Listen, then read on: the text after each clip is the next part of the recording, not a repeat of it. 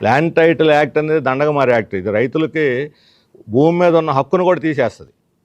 2 సంవత్సరాల పాటు వాళ్ళు అప్లికేషన్ పెట్టుకొని ఏ వివాదం రాకపోతే అప్పుడు పర్మనెంట్ టైటిల్ ఇస్తారంట. అంటే పర్మనెంట్ టైటిల్ ఉన్నవాళ్ళు, మన రాష్ట్రం ఇది బీహార్ లాగా బెంగాల్ లాగా సెటిల్మెంట్ ఏరియా కాదు.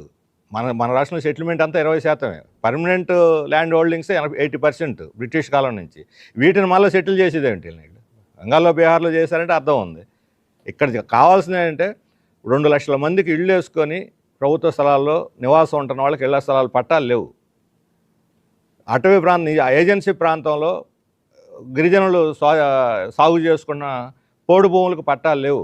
అటవీ సంరక్షణ చట్టం ప్రకారం ఇవ్వాలి. బీజేపీ వచ్చి దాన్ని సవరించేసి పట్టాలు ఇవ్వాలా, వెనక్కి లాగేసుకుంటుంది. కాబట్టి వాటన్నిటికి పట్టాలు ఇవ్వండి. అదే దేవాదాయ భూములు కౌలు రైతులకు హక్కు ఇవ్వండి.